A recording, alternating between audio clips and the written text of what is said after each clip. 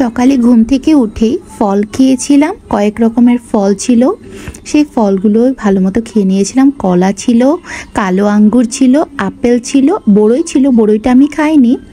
তো এখানে আমি অল্প অল্প করে খাচ্ছিলাম আর একটু ইউটিউব দেখছিলাম। ইউটিউব দেখে দেখে সকালে নাস্তাটা করে ফেললাম।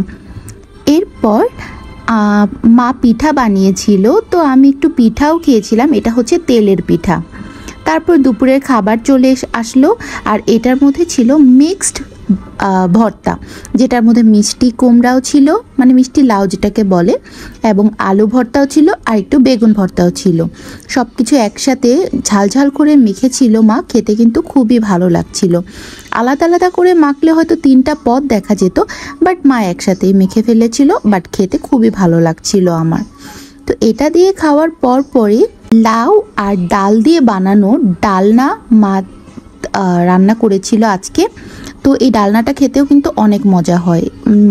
লাউ দিয়ে ডাল দিয়ে রান্না করা হয়, আর এটা দিয়েও আমি অল্প একটু ভাত মেখে খেয়ে নিলাম। তো এটা খেতেও ভালো হয়েছিল, ঝাল ঝাল, আর একটু মিষ্টি দেওয়া হয়েছিল, তো মিষ্টি মিষ্টি। আর এই খাবারটা বলেন তো কি, এটা হচ্ছে পনির। সেদিন ছিল আমাদের নিরামিষ, দিস ওয়াই আমাদের কোনো মাছ মাংস সেদিন হয়নি। আর এটা হচ্ছে পনির, পনিরের তরকারি বা পনিরের ঝোল যেটাই বলতে পারেন। এটাও অনেক ঝাল ঝাল হয়েছিল আর খেতে খুবই ভালো লাগছিল। আপনারা যারা হয়তো নিরামিষ খান না, তাদের কাছে হয়তো নিরামিষ একদমই ভালো লাগে না, বাট নিরামিষ কিন্তু আমার খুবই পছন্দের একটা আইটেম। সবগুলো নিরামিষের খাবারই আমার খুবই ভালো লাগে।